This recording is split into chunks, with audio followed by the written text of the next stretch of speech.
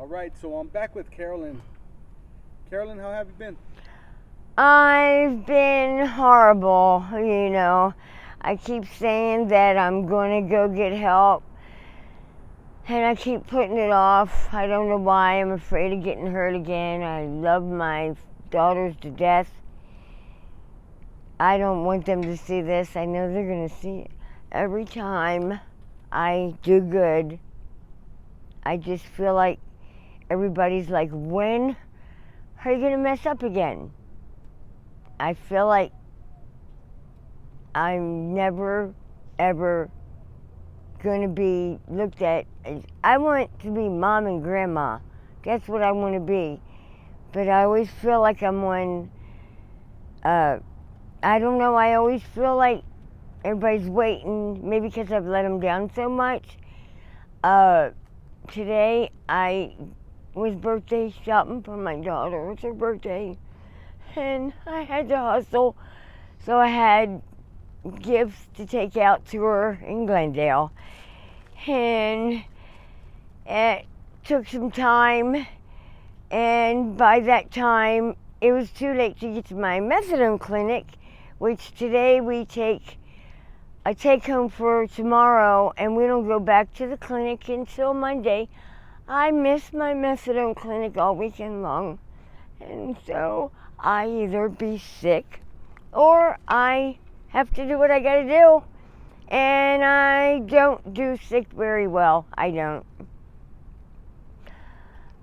It's hard, especially in this heat. Being older, I almost had to go to the hospital a couple days ago out here in the heat trying to make money. It's very hard.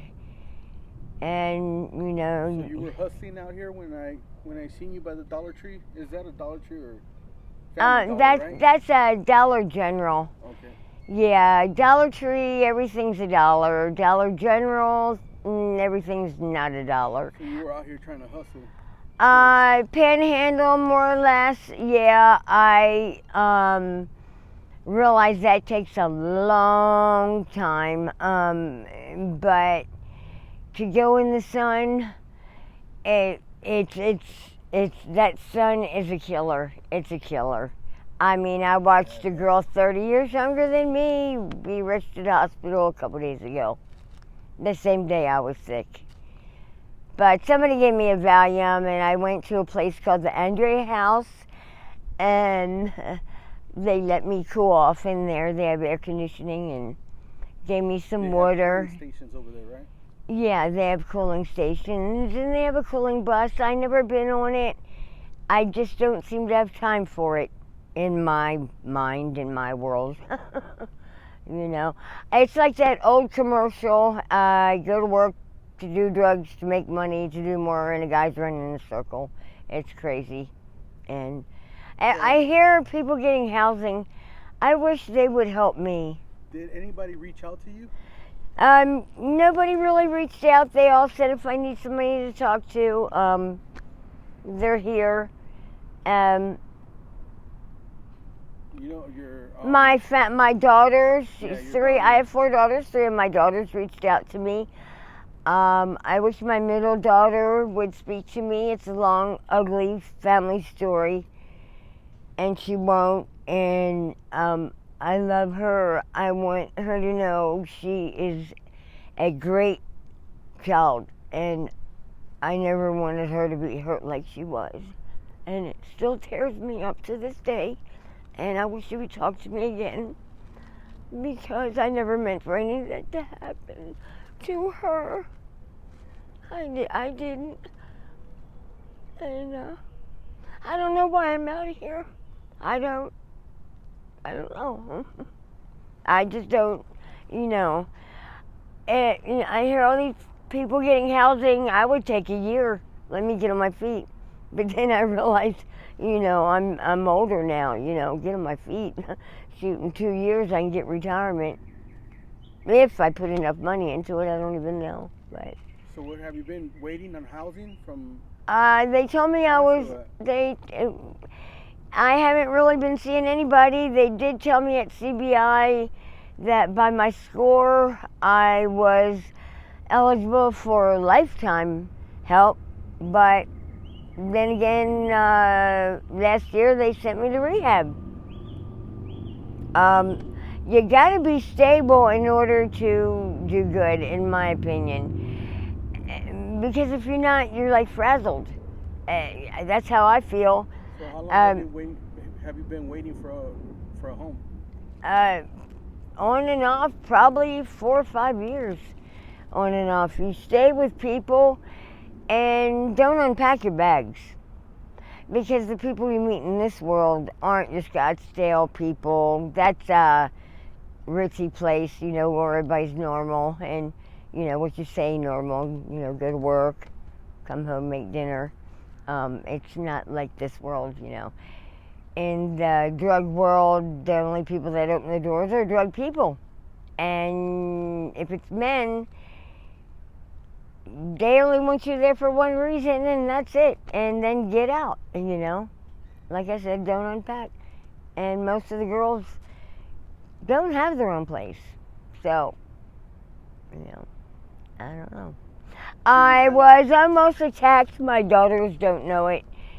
In a bad way last week. I, thank God, have a neighbor, Shirley, who was also in her tent home. I thought it was her touching me. I was bending over inside my tent and cleaning, and because it was too hot to climb in there, and doing a couple other things while cleaning, and I felt somebody touch me from behind, and I thought it was her accidentally bumping into me because we live close. And then they touched me again. I looked over, and it was a man's hairy legs, and his shorts were on the ground. There was a man come from behind me naked. And me and my friend Shirley, my neighbor, screamed, and he ran. That's horrible. Yeah, that was broad daylight. Did they catch him? I don't know if they caught him. Somebody told me they thought they did, but I don't see how. I never had the police involved. I never gave a description. I don't see how. I don't know. It'd be nice. Was that over there at Cass? That was at Cass, right on 11th Avenue at my tent. Does that happen a lot over there? I heard a girl last year, 2 girls within a month, separate times, screaming at the top of their lungs, saying that they were raped and nobody helped them. And nobody helped them. And, you know, the one girl screamed it, and then a few weeks later, the other girl was screaming the same thing. I'm like, what the hell's going on? I don't... You don't have security walking around out there? Security is not walking around on the streets. They are on Cass grounds. No, the police drive around, but that's all they can do is drive around, you know. If they don't see something, you know. And most of the stuff that happens over there doesn't even get reported, huh? I don't think so. I think everybody is headstrong on not being a snitch or somebody getting them for telling and being a rat or whatnot. You know, I don't think so. Yeah. Everyone goes by the street code over there. Yeah. I heard somebody say, you know, you're always talking about calling the police to somebody and that they're going to be put out of here, you know, out. You know, I never even called the police, you know, about that guy. I just screamed, get out of here, and he ran. I never even heard him come up from behind me. It was crazy. I had no loud music going, nothing. He just crept up like a butterfly, just that quick. So, all right, Carolyn. Well, thank you for this update. Do you have any contact information? Any new? You have a phone, right? I have a phone. I have a new phone. Somebody stole my last telephone during the last you know, session with me, and I just got a new phone last week, so I'll put my information on it and hope to hear from anybody that's got something to say. Okay. If I could help. Okay. Well, thank you for sharing your story. I really do appreciate it. Thank you. Are you okay with me using this on my YouTube channel? Yeah, that's fine. Yeah, I hope people see this and realize, you know, it's not easy out here. You know, it's not fun and games, and Exactly. it's once you're in it, it's hard to get out. Sometimes we all need a helping hand.